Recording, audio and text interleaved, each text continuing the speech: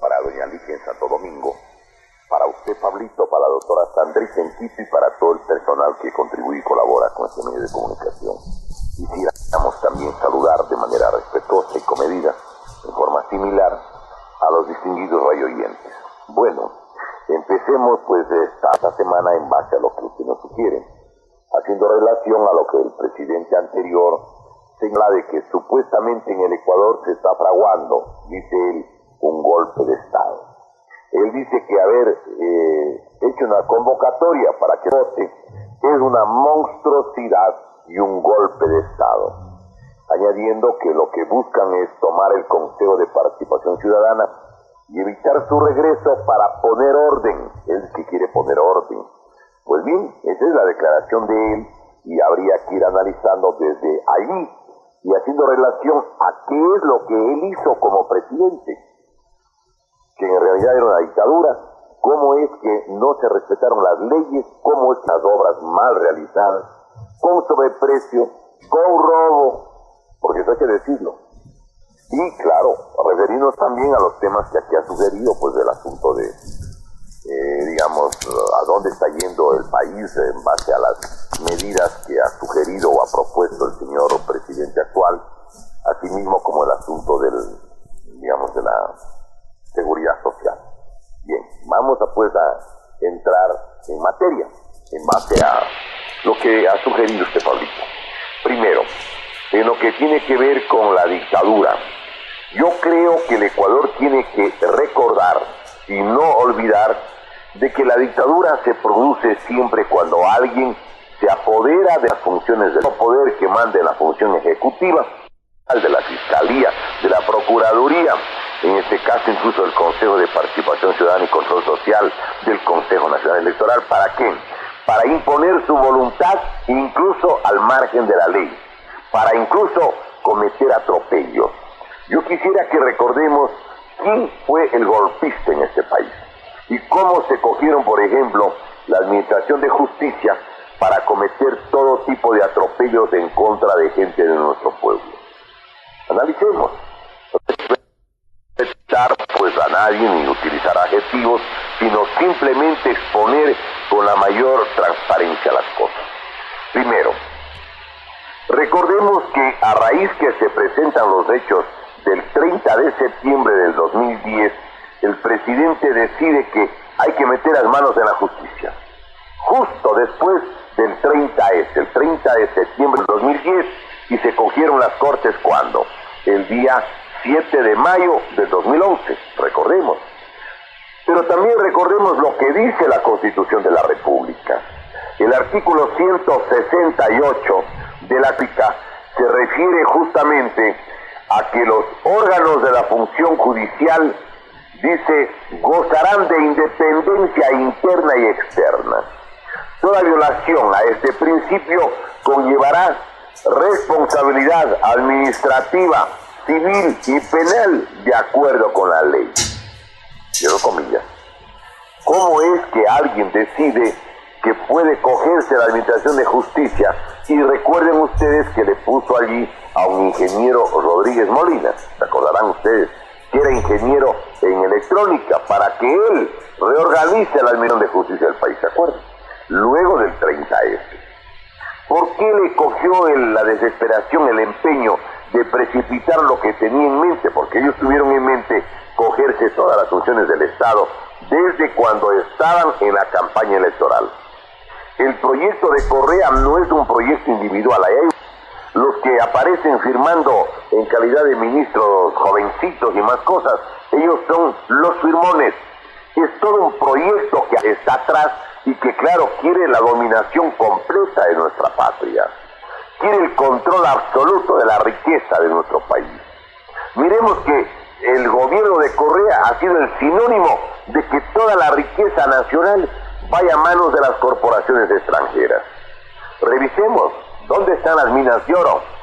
Las minas de plata, las minas de cobre. ¿Dónde están? En manos de compañías extranjeras. Correa ha sido el gran transferidor, el que ha dado, el que ha facilitado, el que ha permitido que la riqueza nacional quede en manos de las compañías extranjeras. Minas de oro como la de la Cordillera del del Cóndor a la compañía Lundin, que se va a llevar una tajada de alrededor de unos 9.500 millones de dólares. Ya lo vamos a demostrar. La mina, por ejemplo, Pananza San Carlos, la más grande, la segunda en volumen en el mundo en cobre, con 14.000 millones de libras de cobre. La mina, otra a la que hacemos relación, a la mina justamente de la Cordillera del Cóndor, aparece ahora un informe que se determina que es una de las mayores del mundo en oro y plata. Esto lo testimonia la revista Vistazo y lo testimonia el diario Claro. Y no olvidar no solo eso, de que la dictadura se produce siempre de del oro Estado, como añadiendo que lo que buscan es tomar el Consejo de Participación Ciudadana y evitar su regreso para poner orden. Él es que quiere poner orden. Bien, esa es la declaración de él y habría que ir analizando desde allí y haciendo relación a qué es lo que él hizo como presidente, que en realidad era una dictadura, cómo es que no se respetaron las leyes, cómo es que se han hecho estas obras mal realizadas, con sobreprecio, con robo, porque eso hay que decirlo. Y claro, referirnos también a los temas que aquí ha sugerido, pues el asunto de, digamos, a dónde está yendo el país en base a las medidas que ha sugerido o ha propuesto el señor presidente actual, asimismo como el asunto del, digamos, de la... Bien, vamos a entrar en materia. Lo que ha sugerido usted, Pablito. Primero, en lo que tiene que ver con la dictadura, yo creo que el Ecuador tiene que recordar y no olvidar de que la dictadura se produce siempre cuando alguien se apodera de las otras funciones del Estado, cuando existe un solo poder que mande en la función ejecutiva, en la función legislativa y en la función judicial. Cuando se apodera del control, del manejo de las entidades de control, como el caso de la Contraloría General, de la Fiscalía, de la Procuraduría, en este caso incluso del Consejo de Participación Ciudadana y Control Social, del Consejo Nacional Electoral, ¿para qué? Para imponer su voluntad, incluso al margen de la ley, para incluso cometer atropellos. Yo quisiera que recordemos quién fue el golpista en este país y cómo se cogieron, por ejemplo, la Administración de Justicia para cometer todo tipo de atropellos en contra de gente de nuestro pueblo. Analicemos, revisemos, porque los hechos, la realidad, no hace falta irrespetar pues a nadie ni utilizar adjetivos, sino simplemente exponer con la mayor transparencia las cosas. Primero, recordemos que a raíz que se presentan los hechos del 30 de septiembre del 2010, el presidente decide que hay que meter las manos en la justicia. Justo después del 30S, el 30 de septiembre del 2010, y se cogieron las cortes, ¿cuándo? El día 7 de mayo del 2011, recordemos.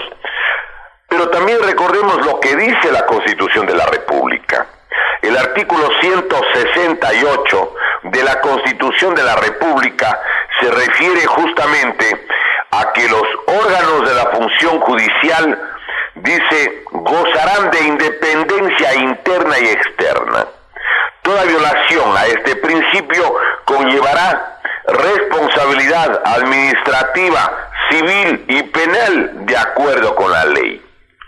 Cierro comillas.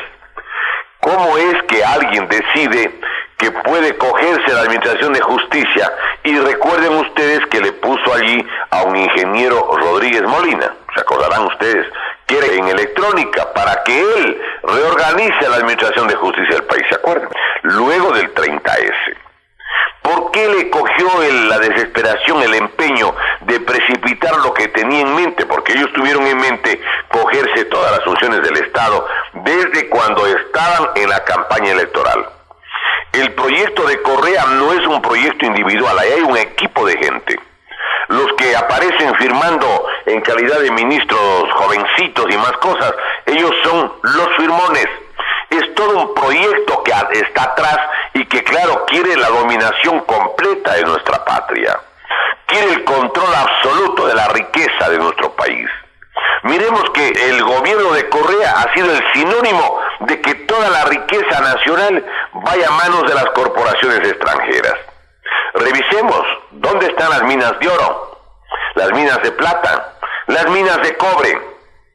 ¿Dónde están? En manos de compañías extranjeras. Correa ha sido el gran transferidor, el que ha dado, el que ha facilitado, el que ha permitido que la riqueza nacional quede en manos de las compañías extranjeras. Minas de oro como la de la Cordillera del Cóndor, que se va a llevar una tajada de alrededor de unos 9 mil, vamos a demostrar. La mina, por ejemplo, Pananza San Carlos, la más grande, la segunda en volumen en el mundo en cobre, con 14 mil millones de libras de cobre. La mina, otra a la que hacemos relación, a la mina justamente de la Cordillera del Cóndor, aparece ahora un informe que se determina que es una de las mayores del mundo en oro y plata. Esto lo testimonia la revista Vistazo y lo testimonia el diario Expreso Guayaquil.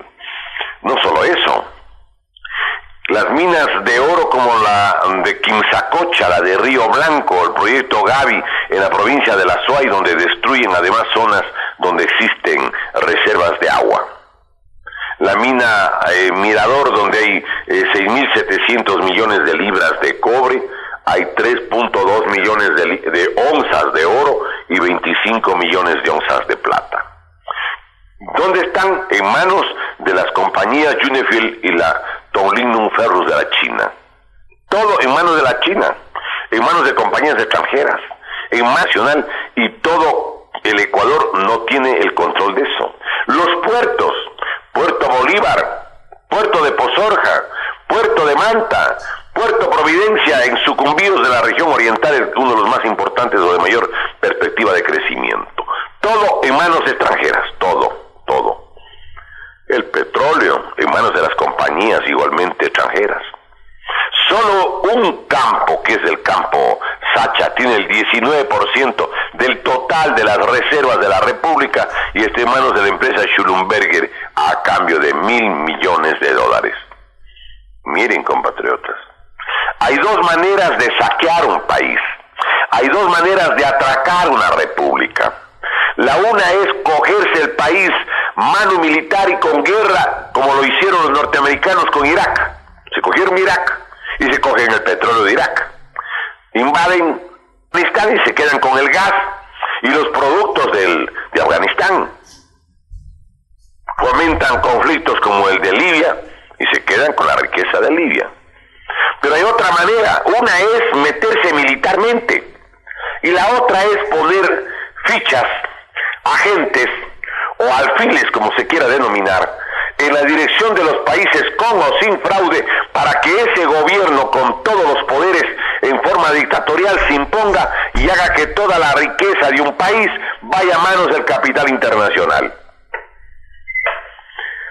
Lo que estaba en manos de la República antes de que llegue Correa al poder hace un poco más de 10 años, hoy está en manos todo de compañías extranjeras. Y para que nadie le moleste, y para protegerse de los hechos del día 30 de septiembre, se cogieron rapidísimo las Cortes con un proceso electoral, además, fraudulento. En el proceso electoral del día 7 del mes de mayo del 2011, cuando llaman a la consulta, vale la pena recordar, ¿sí? En esa consulta, recordemos que aparecen 1.229.330 electores fantasmas, electores adicionales que en realidad no habían. Inflaron el número de electores para poderse apoderar de la Administración de Justicia del Ecuador, pues. Eso deberíamos nosotros tener presente. No es que se cogieron, como ellos dicen, que han ganado las consultas. Mentira. Siempre tuvieron el control del Consejo Nacional Electoral. La fórmula para las elecciones y las reelecciones y las consultas de Correa fueron a través de inflar el padrón electoral, pues. Y recordemos que ahora mismo el número de ecuatorianos para el número de votantes del último proceso electoral está inflado en más de 3 millones de personas, pues. O en 3 millones de personas, recordemos. Es que esto la gente tiene que recordar. ¿Cómo se cogieron las instituciones para, por ejemplo, nadie les moleste de las construcciones realizadas sin concurso?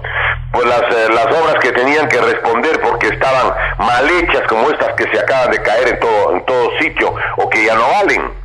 Diario Expreso de la ciudad de Guayaquil, el día jueves 15 de septiembre del 2011, en la página 2, señalaba cómo para cogerse las cortes y el 1.229.330 electores hicieron justamente un padrón, un registro electoral inflado. En la provincia de Manabí habían 182.365 votantes adicionales. En Guayas 160.138. En Pichincha habían 120.303 votantes fantasmas. Alguien dirá, ¿y cómo se podía determinar? Fácil. El número de votantes, de acuerdo al censo del 28 de noviembre del año 2010, era de 2.499.357. Y resulta que aparecieron en la mesa los 2.659.545 votantes. Así en cada provincia. En la provincia de La Suay, 96.165 adicionales. En Chimborazo, 81.174. En Cañar, 62.771. Es decir, siempre inflaron el padrón electoral. Una vez que inflaron el padrón electoral y alegando que ya han ganado las elecciones, pues además, ¿qué es lo que ha sucedido? Allí, con la Corte en la mano, por ejemplo, decidieron, por ejemplo, ¿sí?, meter presos a los ciudadanos que supuestamente, según el gobierno, habían participado en un intento de golpe de Estado. Es el único golpe de Estado en el planeta que no tiene golpista. Cuando hay un golpe de Estado, siempre hay el golpista. Cuando cayó el doctor José María Velasco Ibarra fue porque el general Rodríguez Lara tomó el poder, pues él era el que dirigió el golpe. Cuando ganó el señor, cuando le sacaron al general Rodríguez, recordemos que quién era precisamente el que le sustituyó, era el triunvirato. Recordemos que en Chile, cuando por ejemplo le sacaron, recordemos al doctor Salvador Allende, subió Pinochet. Cuando le sacaron a la señora Martínez de Perón en Argentina, subió Videla. Siempre hay el golpista, siempre. Pero no hay golpista en el caso del Ecuador. En el supuesto golpe del día 30 de septiembre del 2010, nadie. No hay, están 7 años. 7 años y no saben quién es el golpista. Por eso hemos dicho siempre que vinieron los querubines, los serafines, ¿qué hicieron? Pero ¿cuál era el motivo, uno de los motivos para que se cojan la administración de justicia e incluso encarcelen a gente que no tenía nada que ver? Recordemos, se cogieron todos los poderes, por eso digo, la dictadura la impulsó el propio gobierno. ¿Qué es lo que sucedió ahí? Hay un artículo en el Estatuto de Roma de la Corte Penal Internacional. Hay un artículo por el cual podría ir preso y podría ser enjuiciado por la Corte Penal que está, entiendo, ahora en Holanda, en La Haya, las Naciones Unidas. El Estatuto de la Corte Internacional de Justicia se firmó, recordemos, el día 17 de junio del año 1998. Este Estatuto de la Corte Internacional de Justicia, justamente, ¿qué es lo que hace? O el Estatuto de Roma, más exactamente. Estatuto de Roma de la Corte Penal Internacional. Allí existen 4 delitos que no prescriben. Es decir, que no concluye la posibilidad de ser enjuiciados. El uno es el crimen de genocidio, matar a un pueblo, matar a gente por razones raciales, religiosas, étnicas. Los crímenes de lesa humanidad, los crímenes de guerra, y el otro se llama crimen de agresión. ¿Cuál es el caso del crimen de agresión que no prescribe? Les leo, está en el artículo 8, numeral 9 en números romanos este 9, y abro comillas. Dirigir intencionalmente ataques contra edificios dedicados a la religión, la instrucción, las artes, las ciencias o la beneficencia. Los monumentos históricos, y escúchese por favor, los hospitales y los lugares en que se agrupa a enfermos y heridos. Los hospitales y los lugares en que se agrupa a enfermos y heridos. ¿Quién ordenó la incursión militar dentro del hospital de la Policía Nacional? ¿Se acuerdan ustedes que la Asamblea Nacional no quiso investigar los hechos del 30S? ¿Se acuerdan? Porque ordenó Correa de que no se investigue, pues. ¿Por qué motivo? Porque tenía que comparecer a la Asamblea Nacional el señor general Ernesto González, que era el jefe del Comando Conjunto en ese momento, y el señor entonces coronel, o no sé si era ya general, creo que era coronel, Luis Caja. Y tenía que preguntarle en la Asamblea a los legisladores, le iban a preguntar, señor fulano de tal, señor general González, señor coronel Castro Ayala. Ustedes, por cuenta de ustedes, decidieron la incursión en la que, según Nación de Prensa del Ecuador, de los directores de periódicos, hubo 10 muertos y 284 heridos. ¿Ustedes fueron los que ordenaron? ¿O quién? ¿Qué persona? ¿Con qué nombre y apellido? ¿Con qué función a usted le ordenó que haga la incursión? Y evidentemente que iba a parecer que ellos iban a decir, no iban a hacerse cargo de los muertos, de los 284 heridos, tenían que decir la verdad, pues, que luego lo dijeron, claro, pero lo dijeron en los informes internos. Le tenían que preguntar, ¿ustedes fueron los que dirigieron intencionalmente la incursión armada al hospital de la Policía Nacional? Ellos iban a decir, ¿ordenó esto el señor presidente en defensa o no? ¿O el presidente solamente? Entonces, para que no le puedan meter preso y para tener un instrumento en sus manos, decidieron crear la ficción, se inventaron de que tomaron la decisión de la incursión armada porque había un intento de golpe de Estado. Y no hubo ningún intento de golpe de Estado, es mentira. Y después dijeron que había el intento de magnicidio. Y recuerden que salió el presidente en el vehículo de la asambleísta Irina Cabezas. Y el vehículo de Irina Cabezas no hay un solo rasguño, no hay nada. Y fueron 15 peritos los que hicieron la investigación el día domingo 3 de octubre del 2010. Pero claro, decidieron meter preso a alguna gente. Incluso hay información que da cuenta que hay policías que están presos para 12 años. ¿Por qué?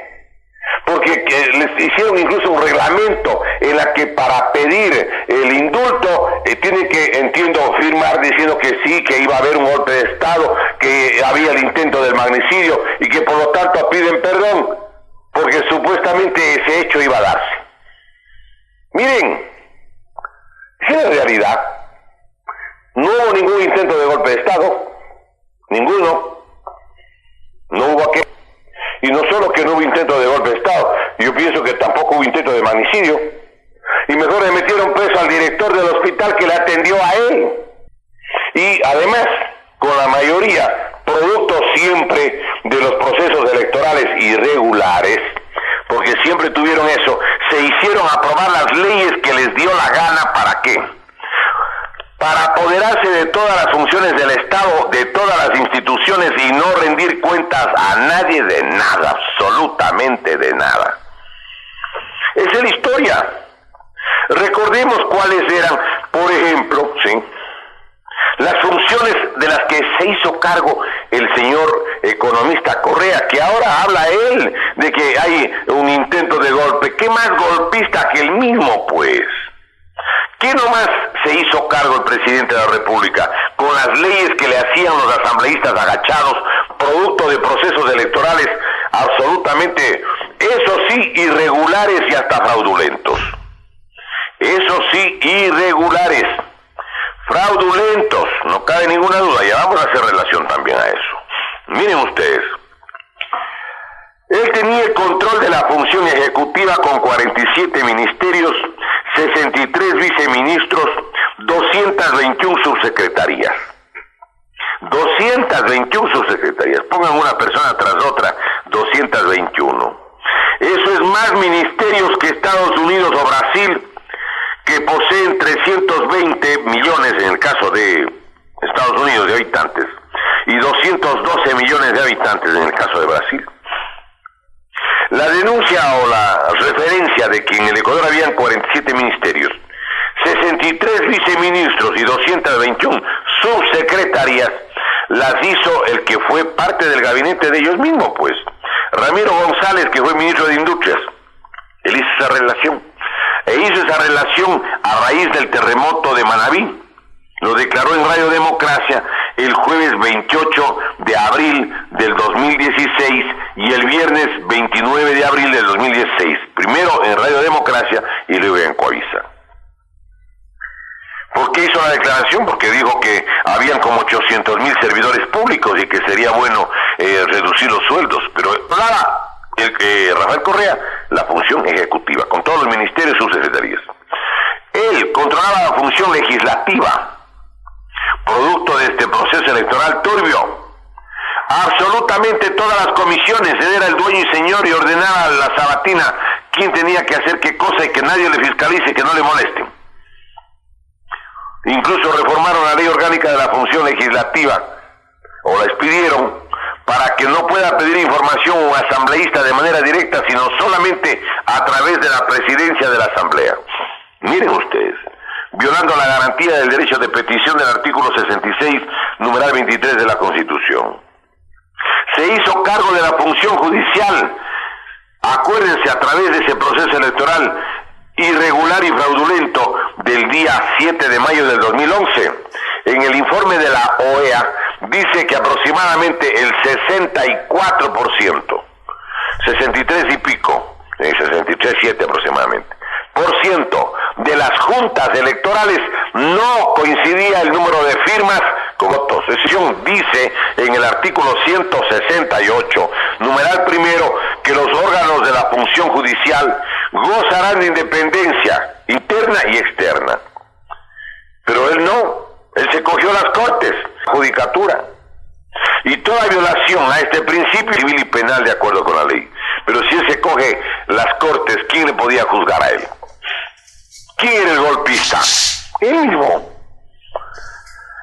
¿Quién se apoderó de la función electoral con el Consejo de Participación Ciudadana y Control Social? Los 5 miembros del Consejo Nacional Electoral son de Alianza País, el 100% en todos los procesos electorales. Todos los miembros del Tribunal de lo Contencioso Electoral. Esto es el 100% del máximo y único organismo para conocer cualquier apelación en materia electoral. Otra, la función de transparencia y control social a cargo del Consejo de Participación Ciudadana y Control Social, todo. Manejó él mismo la Contraloría General del Estado, la Fiscalía General, la Procuraduría General, la Defensoría del Pueblo, la Defensoría Pública. Y además, recordemos que incluso violando la ley, hicieron lo que les dio la gana. Por ejemplo, metieron presos a los del 30S, violando el artículo, la disposición transitoria primera de la Constitución de Montecristi. En la disposición transitoria primera de la Constitución de Montecristi se establece que en el plazo máximo de 360 días, a partir de la aprobación de la Constitución, o sea, desde cuando se publica el 20 de octubre del 2008 hasta el 15-16 de octubre del 2009, debían estar aprobadas algunas leyes, y pone en la lista, en la Constitución, cuáles tienen que ser aprobadas. ¿Cómo metieron presos a miembros de la Policía Nacional o de las Fuerzas Armadas si es que no hay el Código Penal Militar ni el Código Penal Policial, ni hay el Código de Procedimiento Penal ni el Código de Procedimiento Penal Policial o Militar? No hay, no existe, todavía no está dictado. Se apoderó de todas las superintendencias del dictador, pues. Él ponía ¿Quién debía ser el superintendente de bancos, de telecomunicaciones, de compañías, de comunicación, en el caso de la Ley Orgánica de Comunicación, de economía popular y solidaria, del control del poder de mercado?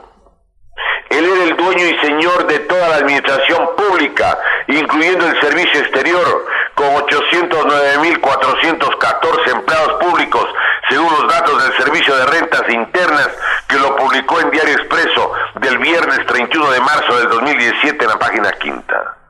De los cuales, de estos 809.414, 20.288 son burócratas que disponen de dinero en los paraísos fiscales. ¿Quién controló pues todos los municipios, los consejos provinciales y las juntas parroquiales? ¿Quién ejercitó el control total de las jerarquías mayores de las Fuerzas Armadas, de la Policía Nacional, de la Secretaría Nacional de Inteligencia de la CNI, pero de todo, absolutamente de todo? Y gastó la plata de caudales, sin fiscalización. Durante el correísmo se manejó como 450.000 millones de dólares. 450.000 millones de dólares. Pero hay algo que vale la pena señalar y que es parte de lo que nos preguntaba Pablito.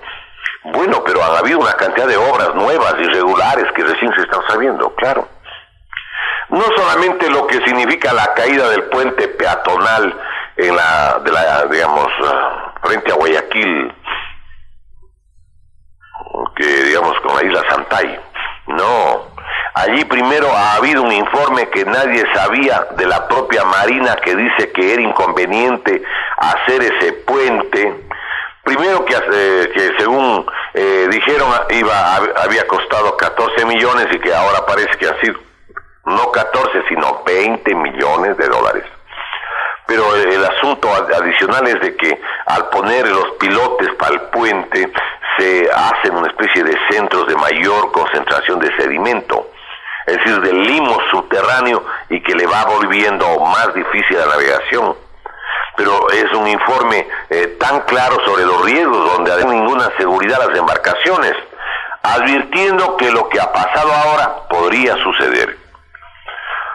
Allí, miren ustedes, 20 millones de dólares. Y así van botando el dinero por todo lado. En estos días ha salido información que valdría la pena que la gente conozca. Por ejemplo, miren, tomen ustedes diario El Universo del domingo 15 de octubre, de anteayer, del 2017, en la página tercera. Allí encontramos algunas cosas como las siguientes. Miren, la plataforma financiera, ese edificio que está acá al norte, o que está al norte de Quito, entiendo que está por la avenida, la avenida Amazonas, más allácito de las Naciones Unidas, entiendo que la otra calle es la Iñaquito. El edificio ese, cuando inauguraron, en mayo del 2017, dijo el presidente Correa que ha costado 225 millones de dólares. Y que la construyó la China, la CAMC, la CAMC Engineering. ¿Saben ustedes cuál fue el presupuesto inicial de la plataforma financiera, ese edificio feo que parece con los andamios que no han quitado, y que está al norte de Quito? La plataforma financiera costaba, óigame, 79 millones. No llegaba a 80. Y luego dijeron que había costado 225 millones. ¿Qué les parece? Casi el triple, porque el doble de 79 son 158. Pero costó 225 millones. ¿Creen ustedes eso razonable? ¿Y quién fiscaliza, pues? ¿Y quién controla? Si la Asamblea es un bloque legislativo, el de Alianza País, encubridor. Nosotros denunciamos que necesitaban desesperadamente la Asamblea. ¿Por qué motivo? Porque era la garantía de la impunidad de lo que habían hecho. Por eso es que cuando querían llevar al señor Glass en la Asamblea, a través del CAL, que elige la mayoría, y que ellos tienen la mayoría, porque ellos tuvieron los padrones boletines electorales inflados. Recordemos que Glass no va. Ahora pidieron que vaya el señor Yalc, dijeron no va Yalc. Ellos son como los arqueros, deberían haber ido a la selección nacional para que nunca nos metan un gol. Miren, resulta que hay otras noticias como las siguientes. Ustedes saben que el gobierno hacía una campaña en contra de los paraísos fiscales, que cuidado, tengan cuentas fuera del Ecuador, que eso no era patriota, que eso era contrario al interés nacional, a las virtudes cívicas y bla, bla, bla. Resulta que como había unos créditos de la China, y lo publica el Universo del domingo 15 de octubre del 2017, el dinero proveniente de varios créditos chinos no llegaron al Ecuador, fueron a Panamá. Documentos oficiales muestran que el anterior gobierno, el de Rafael Correa, impulsó mientras hacía la campaña pública contra los paraísos fiscales, a la vez abría cuentas bancarias en Panamá. ¿Qué les parece? Desde su creación en el año 2014, la Junta de Regulación Monetaria autorizó al Ministerio de Finanzas y al Banco Central que abrieran cuentas en bancos chinos para facilitar la operación de 5 créditos.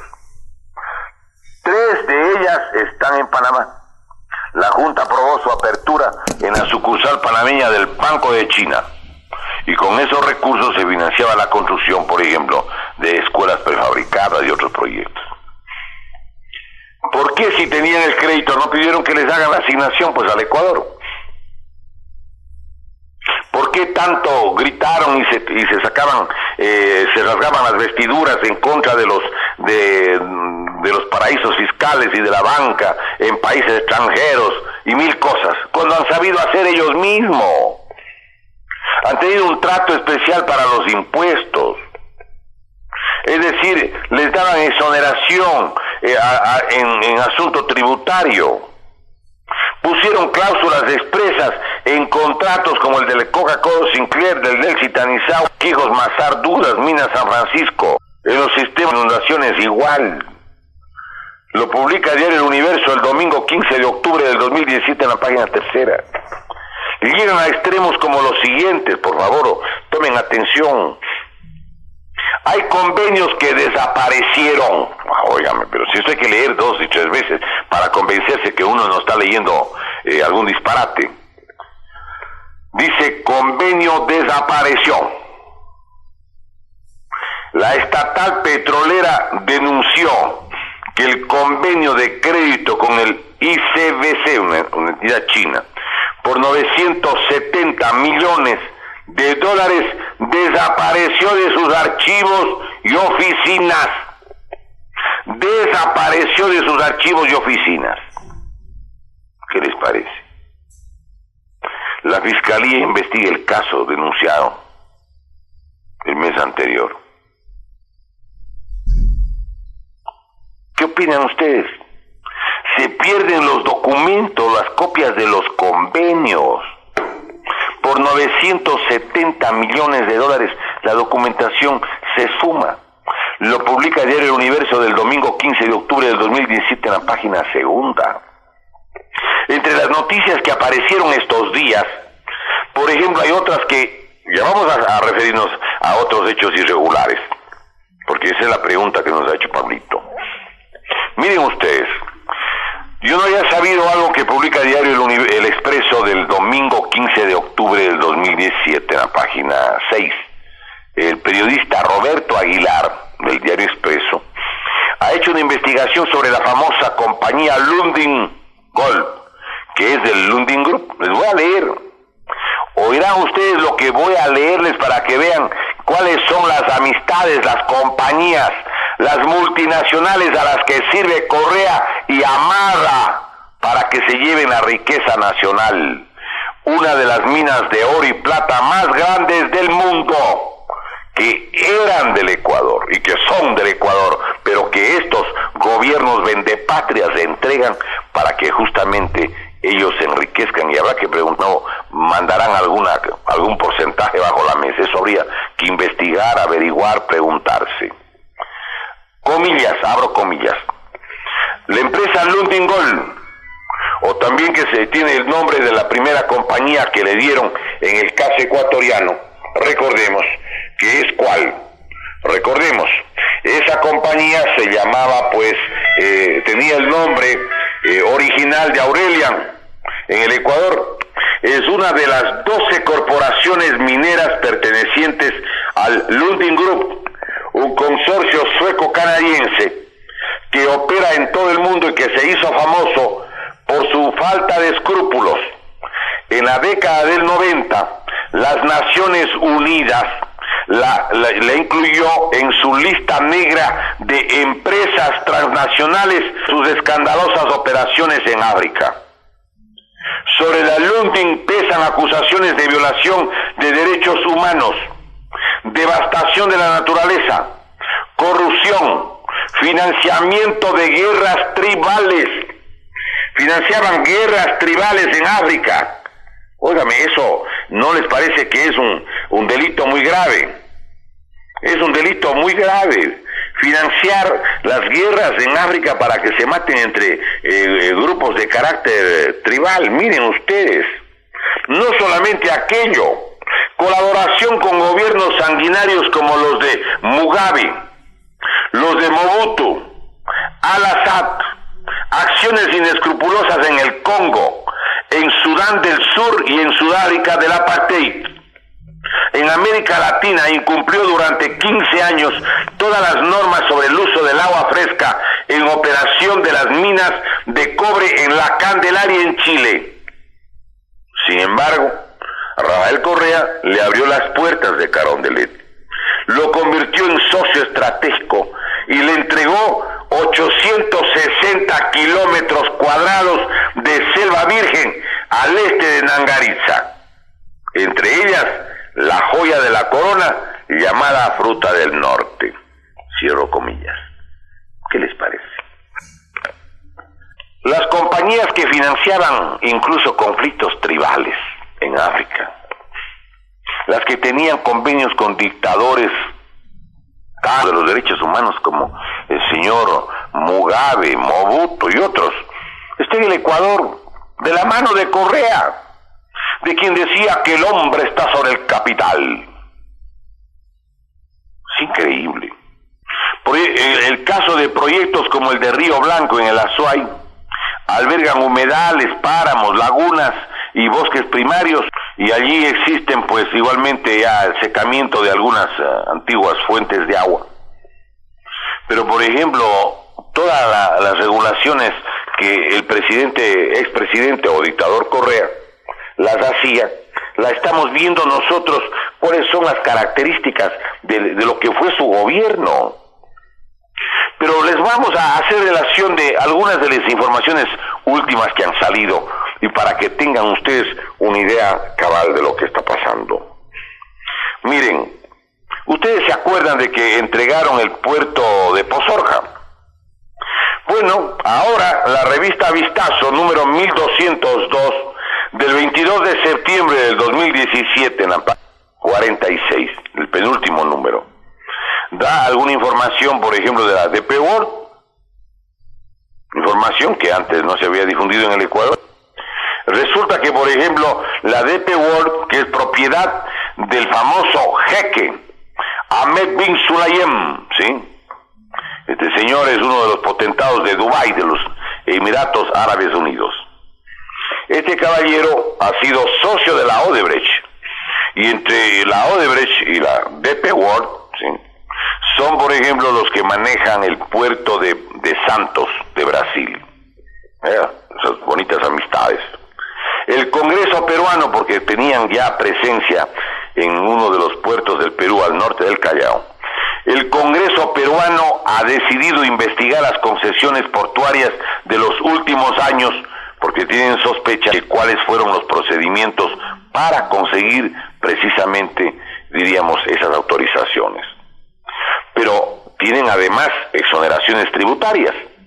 Miren, resulta que la más importante de las ventajas de la empresa DP World, que va a ser el puerto de Pozorja, que va a costar 1.200 millones, menos de 5 meses de los ingresos de la telefonía celular, de paso.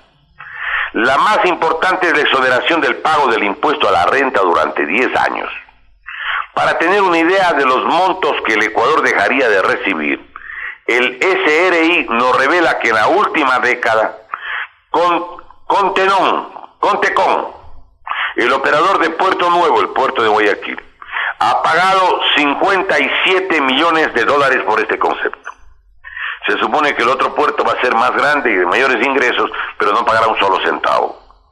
Otro impuesto que no tendrá que pagar la DP World, el Posorja, es el de la salida de divisas, ni la importación de bienes para el desarrollo del proyecto, esto podría entenderse, ni en la entrega de utilidades a los socios extranjeros, ni en los pagos a sus financistas. Bien, todo eso la gente no sabía antes, ahora va sabiendo. Hay otros aspectos que igualmente convendría que la población los conozca, porque este tipo de información normalmente no sale, pero vale la pena que la gente, claro, conozca. Incluso utiliza un término duro, asquerosa, que no da ningún beneficio. Y dice esta dama, personalmente le entrego el crédito. En otra parte dice, en torno al puerto de Manta que entregaron por 40 años, lo siguiente: para que tenga una idea, las personas que en su momento fueron parte de este proceso de concesión, ahora forman parte de la administración de la empresa concesionaria, o sea, de Agunza. Hicieron la cama para luego acostarse. Pensábamos hacer un puerto de servicios para cruceros, carros, graneles, pesca, pero el puerto de transferencia, oirán esto que les voy a leer por favor, en Jaramillo, terminó porque tiene la profundidad necesaria. ¿Sí? O sea, podía ser en vez del de Posorja, y tenían la plata de los 2.200 millones, no 1.200 como el de Posorja. Pero dice lo siguiente, oirán esto: como el puerto de Manta va a entregar 40 años, dice lo siguiente: va a invertir 170 millones de dólares, ¿sí?, en los 40 años. Pero en 5 años, en los 5 primeros años, en base a los cálculos de los ingresos que tiene ahora el puerto de Manta, ahora, ¿sí?, en 5 años sacan 70 millones de dólares. Y Agunza va a invertir 170 en 40 años. Si en 5 años son 70 millones, en 140, en 20 años son 200, y en 40 años son 560 millones de dólares. 560 millones de dólares. Eso es lo que obtendría sin concesionar. Pero le entregan a la compañía chilena Agunza, y Agunza, que va a recibir los 560, solo se obliga a gastar 170. La diferencia con los precios actuales sería aproximadamente unos 390 millones. 390 millones. Al paso. Al paso. ¿Qué opinan, compatriotas? Pero sigamos. Podríamos hacer relación a otros casos. Vamos solamente a dejar, por razones de tiempo, dando una pequeña notita sobre el campo Yachay. Se llama la China Geshuova Group Company Limited. Es la empresa. Lo publica el Diario Expreso del día jueves 14 de septiembre del 2017 en la página 4, primera sección. El contrato con la constructora asiática, la compañía, fue firmado en noviembre del 2015, presidencia de Rafael Correa. Fue uno de los aspectos en presentar mayores reparos, pues la compañía, se encontraba en la lista de empresas inelegibles del Banco Mundial, o sea que no podía elegirse por antecedentes, debido a mala praxis en proyectos de agua, recuperación de áreas tras terremotos y gestión de inundaciones. Había incumplido los contratos que hizo, no tenía la calidad técnica para hacer. Pero aquí en el Ecuador, durante el gobierno del dictador, pues a dedo me firman y se acabó. ¿Qué les parece? Vamos a tocar de ladito el asunto de las medidas del presidente Lenín Moreno. Yo les hago la siguiente reflexión. A ver, el gobierno dice que va a sacar $1 con las medidas que anunció la semana anterior y que no pudimos hacer relación porque todavía no se conocía cuál era tampoco el monto que con las medidas que sugirió el señor licenciado Lenín Moreno. Ahora nos dicen que son 1.600 millones. Bueno, pero yo les hago la siguiente reflexión. El señor presidente dijo o no, y también lo está publicado en la revista Vistazo del 22 de septiembre y una anterior incluso, dijo que había que pagar alrededor de $10.000 millones por obligaciones de la deuda externa o deuda pública del Ecuador. La deuda del Ecuador estaba en 10.240 millones en diciembre del 2009. 10.240. Eso era toda la deuda de todo el Ecuador. Eso quedaba de deuda. O sea que con lo que ahora vamos a pagar en un año, 10.000 millones, vamos a pagar solo los intereses, ha crecido a cerca de $60.000 millones, 6 veces. Podríamos haber pagado toda la deuda con los y la amortización de lo que ahora va a ser un año. ¿No es eso una política verdaderamente demencial? Pero hay algunas otras cosas que también valdría la pena señalar, pues no. Y bueno, ¿por qué no permiten que se haga la auditoría de la deuda? ¿Se acuerdan que cuando el presidente dijo que el monto de las obligaciones era 57.880 millones aproximadamente? Dijo el señor Contralor nuevo, el subcontralor antiguo, el doctor Celi, que sería bueno hacer una auditoría. Le saltaron a la cara a los señores de la Asamblea Nacional y le llevaron a la Asamblea a preguntarle y a decirle una cantidad de cosas, que cuidado se meta, era revisar lo de la deuda externa. ¿Sí se acuerdan? ¿Ajá? ¿Por qué se ponen tan nerviosos? ¿Por qué se preocupan tanto? El que no la hace no la teme. Si las cuentas están claras, ¿por qué tienen que conflictuarse? Digan. ¿Por qué tienen que conflictuarse? ¿Qué les desespera? ¿Qué les angustia? ¿Por qué no quieren que se sepan las cuentas de la deuda pública? Yo me permito suponer dos cosas. Todavía no se sabe si están allí en ese monto incluidos $8.000 millones que tomaron del Banco Central del Ecuador. $8.000 millones. ¿Cómo así cogieron la plata del Banco Central? Si el Banco Central no emite moneda con la dolarización, si el Banco Central solo tenía el dinero encargado, un porcentaje de los cuentacorrentistas y los ahorristas para efectos de atender cualquier emergencia que hubiera en el sector financiero y bancario. Esa plata es ajena, esa plata es de cuentacorrentistas y ahorristas. Está hecho cuenta esa plata ahí, en la deuda pública. Primera reflexión. Y una segunda reflexión, pues, que vale la pena que la gente recuerde. ¿Había o no $8.000 millones en deuda del Banco Central, sí? Perdón, no, del IES, que el gobierno dijo que era una deuda ficticia? ¿Se acuerdan ustedes?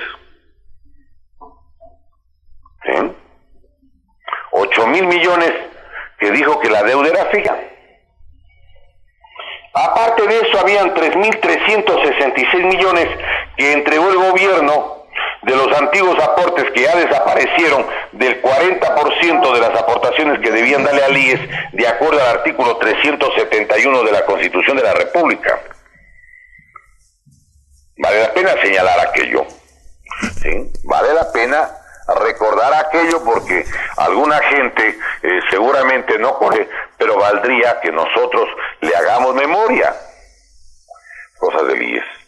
No. Que era la tercera parte de la tercera pregunta a la inquietud de Pablito.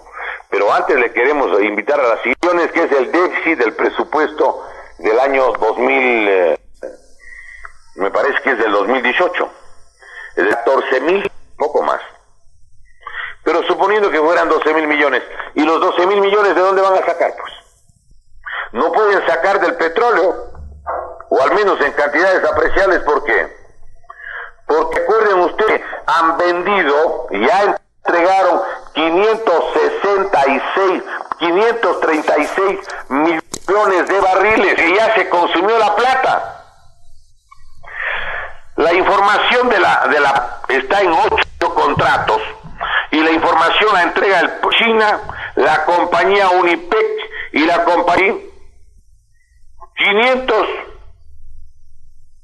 536.6 barriles de petróleo que recibir del Estado ecuatoriano, porque el dinero ya lo dieron, pues valía, y antes de que no pagarán hasta que recuperen la inversión reformatoria que está publicada en el registro 6, dice otra cosa adicional, que aparte de los penales para no pagar impuestos, o sea, si recuperan en 2 años, multipliquen, digamos, sumen 4 años más, 12 meses cada año.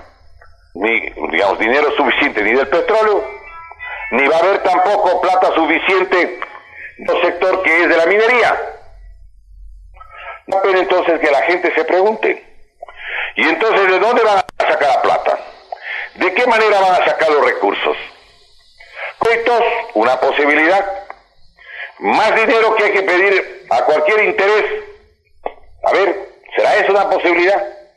Otra adicional. ¿Será que van a poner impuestos?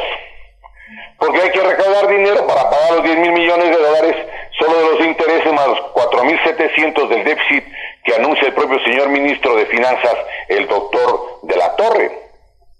Sumando son 14,700 millones, y si van a sacar 1,600, pero no hay plata del petróleo, no hay plata de la minería, entonces ¿de dónde? ¿Nuevos créditos? ¿Impuestos? ¿Van a eliminar subsidios?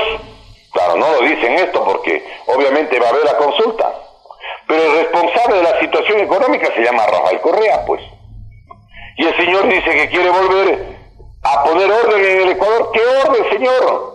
La única orden que tiene que recibir es la orden de que este señor vaya preso, que le sigan un juicio con todas las garantías del debido proceso, pero que el señor responda, porque él debería dar cuentas del manejo del oficialismo de 450,000 millones de dólares.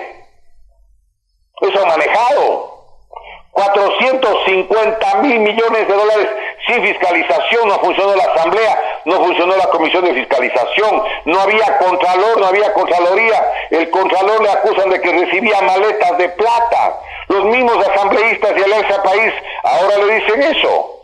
Entonces no es el asunto por allí nomás. Otro hecho adicional, pues, ¿quién controla la fiscalía? Todo, han controlado todo. Pero aquí hay que preguntarse entonces, ¿de dónde van a sacar el dinero?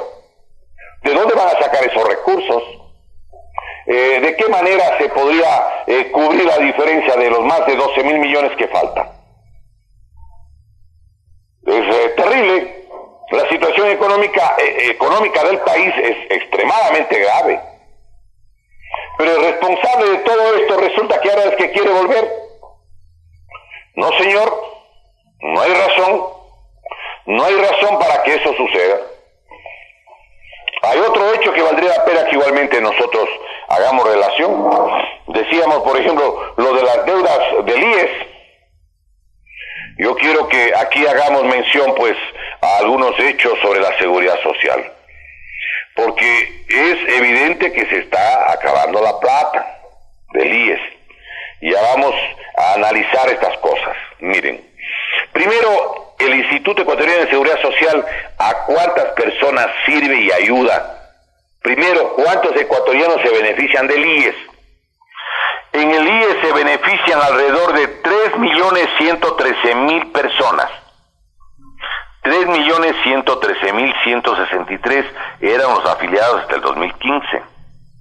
Habían 816.634 afiliados al Seguro Social Campesino, 365.686 jefes de familia del Seguro Social Campesino y habían 451.109 pensionistas, entre jubilados, viudas y huérfanos. 451.159 pensionistas. El gobierno de Correa siempre se jactaba de haber incorporado el número de personas. Claro, incorporaron a los miembros de las familias y a los afiliados. Está bien, nadie se opone. Pero lo lógico es que hubiera dado también, con la mayoría legislativa que controlaba, ¿sí?, las posibilidades del financiamiento. Pues no dio. Porque era como si en el fondo quisiera colapsarle al IES, pues. Claro. ¿Por qué razón? Miren, si hay 10 almuerzos y hay 10 personas, un almuerzo cada persona. Pero si meten 50 personas o 100 personas y hay siempre los 10 almuerzos, tienen que dividirse, pues. ¿Por qué no establecieron un mecanismo para poder financiar precisamente la diferencia? Pero vale la pena señalar cuánto se necesita al año para financiar al IES, ¿sí? Cada año, ¿cuánto necesita el IES? Según los datos de la Dirección Nacional de Afiliación y Cobertura del IES, ¿sí?, se necesita cuando menos unos 7.000 millones de dólares al año. Los gastos llegan más o menos a 4.000 millones para las pensiones, donde los rubros más altos son por vejez, 1.995 millones, por discapacidad 804 millones, por Montepío 334 millones, por invalidez 121 millones y para el seguro campesino 490 millones.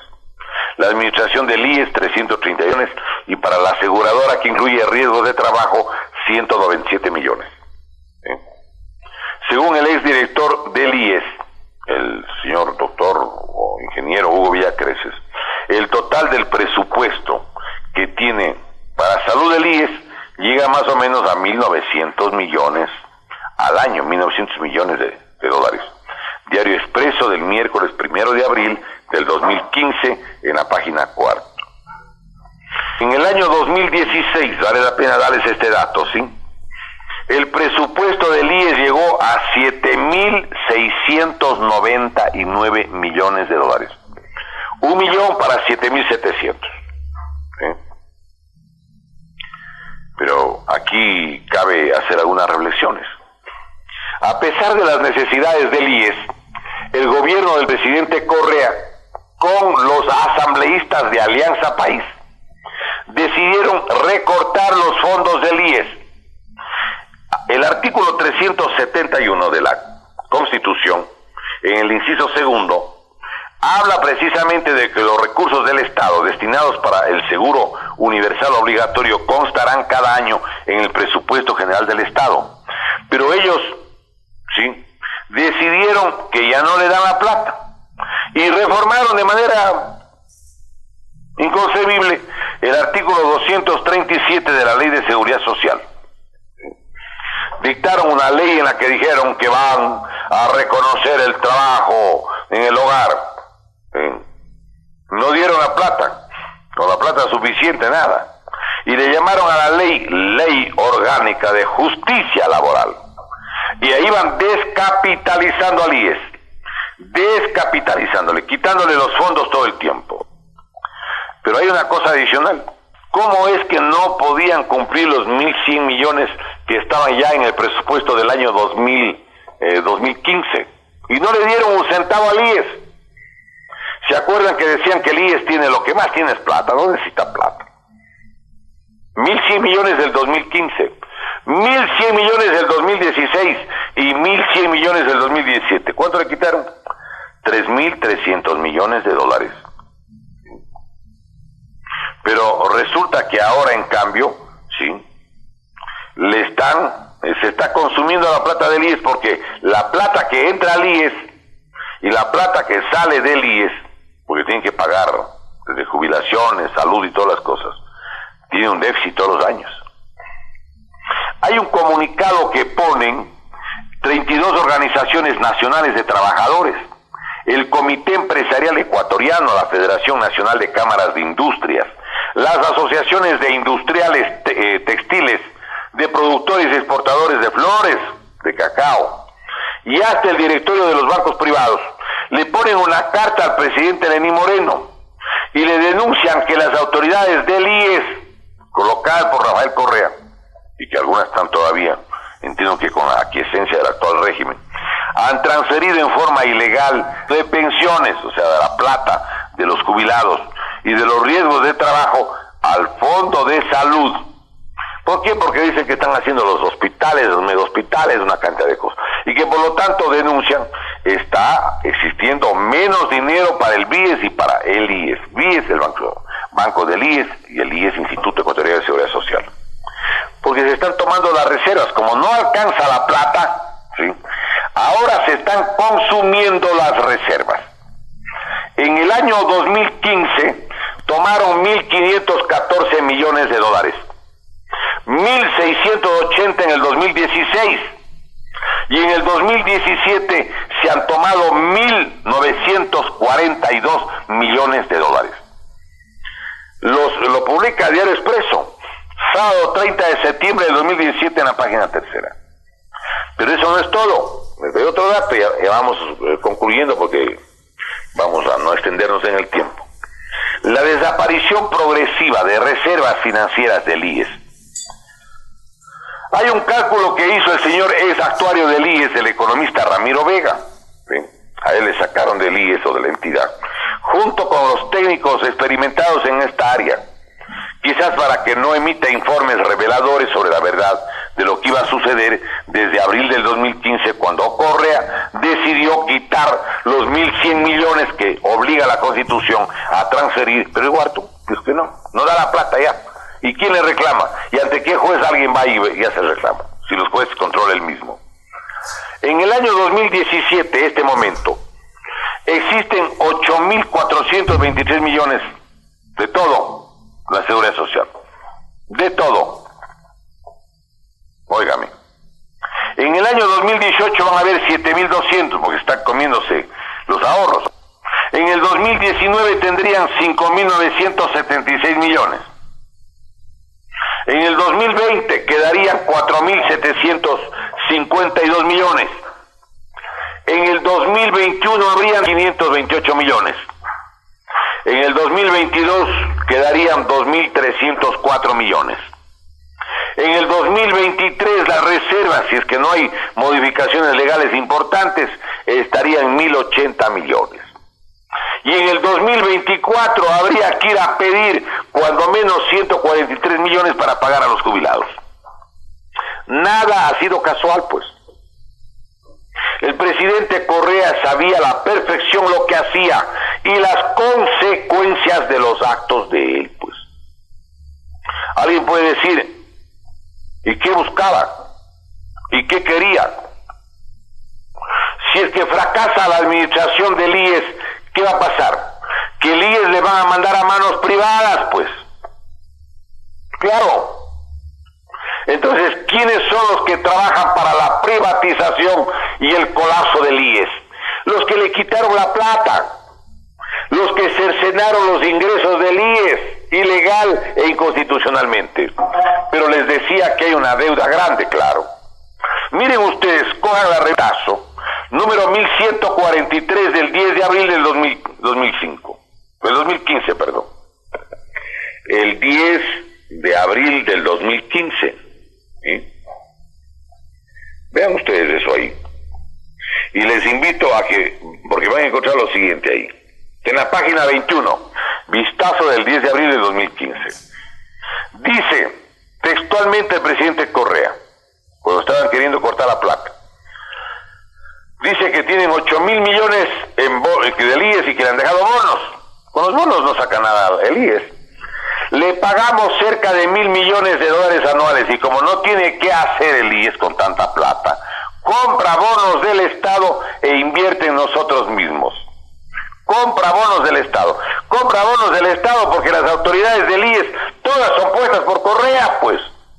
¿Quién le puso a Ramiro González hasta el actual director Richard Espinosa? El presidente Correa, pues. Y entonces dice el presidente Correa, invierte en nosotros mismos.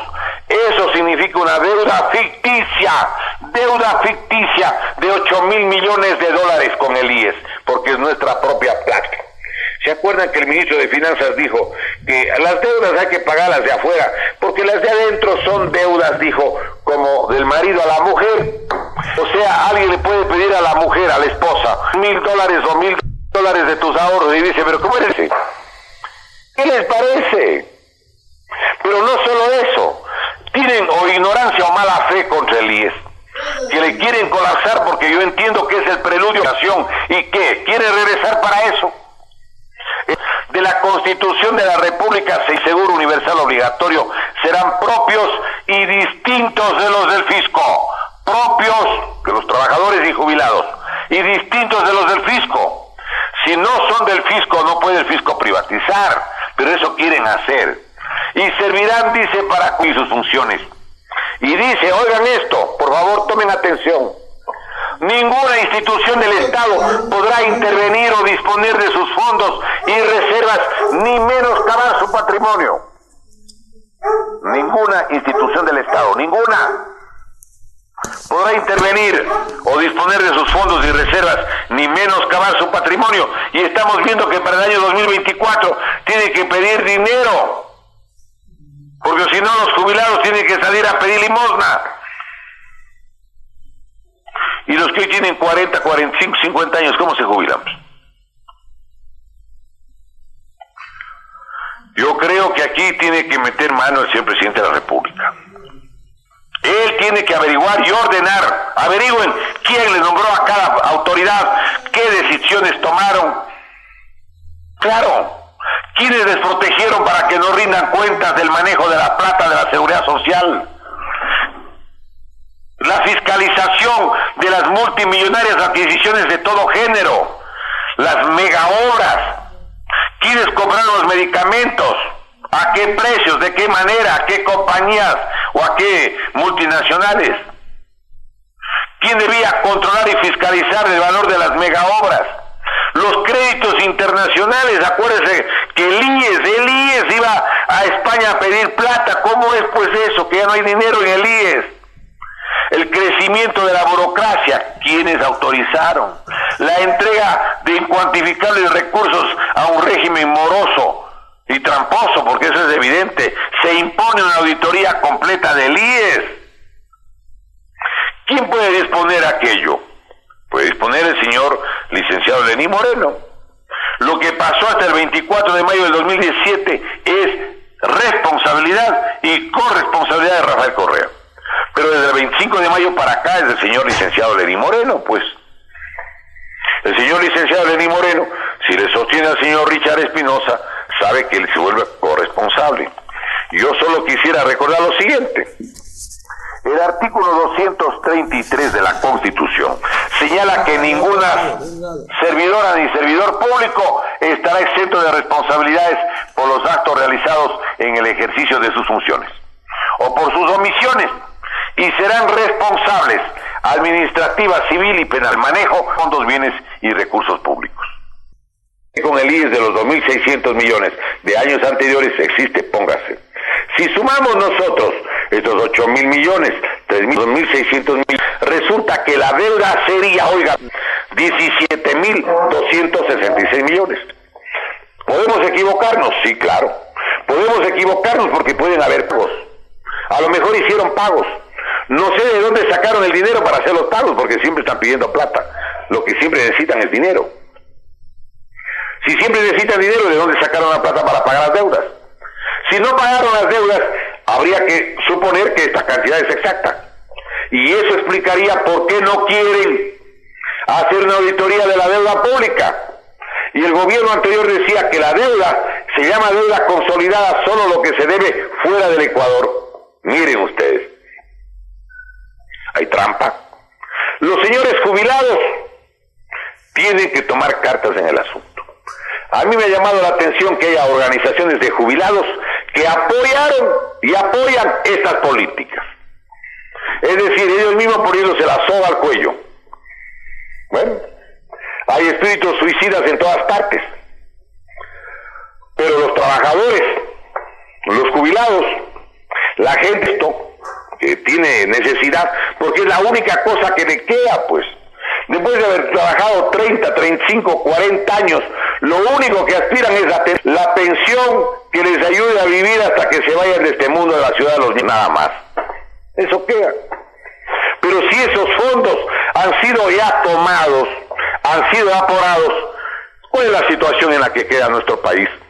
Y los jubilados que son en este momento cerca de 500,000, estamos hablando en el 2015 de 452,000 prácticamente.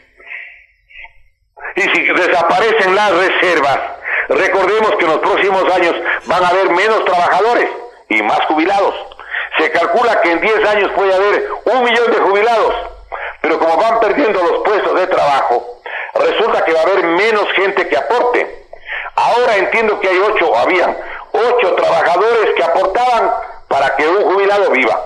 Si es que van a haber menos trabajadores y más jubilados y desaparecen las reservas, ¿de dónde sacan la plata?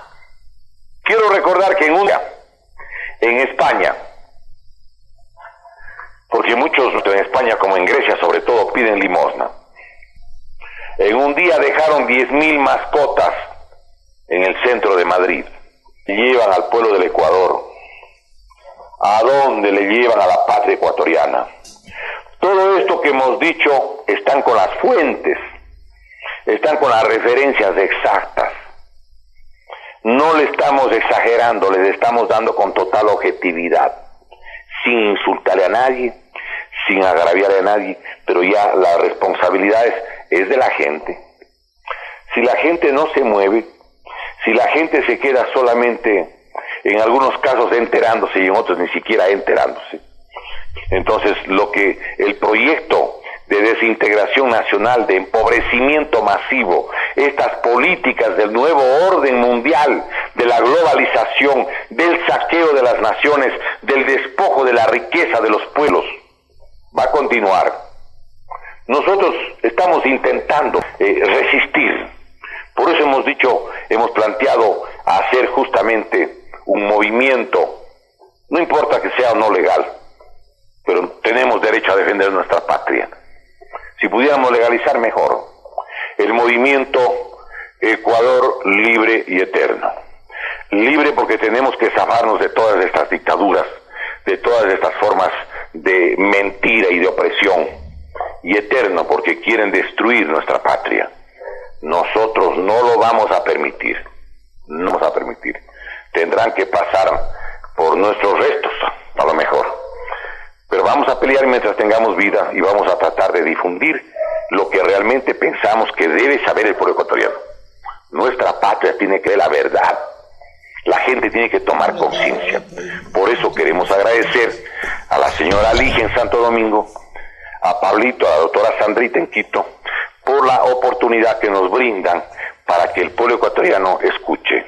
Que los que escuchan esta emisora puedan enterarse de la verdad y que puedan además, tienen la ocasión de escuchar un PRIS el día sábado a las 7:30 de la mañana. Queremos agradecerles pues por la oportunidad. Si no hay ninguna inquietud, pues simplemente reiterar el agradecimiento y Dios mediante continuaremos en las programaciones del análisis de la realidad de nuestra querida patria el próximo día martes, a la hora de costumbre. Muchísimas gracias, muy buenos días. Bien, muchísimas gracias, doctor Diego Delgado, a usted por la gentileza de haber estado con nosotros en esta mañana de martes 17 de octubre del año 2017, agradeciéndole profundamente por habernos ayudado a entender, a comprender y a conocer más acerca del acontecer político, económico, cultural y social de nuestro país. Le agradecemos mucho, doctor, y su cita para con nosotros y el pueblo ecuatoriano el próximo día martes a partir de 7:30. Gracias, doctor, un abrazo y lo esperamos el próximo día martes. Felicidades, éxito le deseamos. Muy amable. Bien.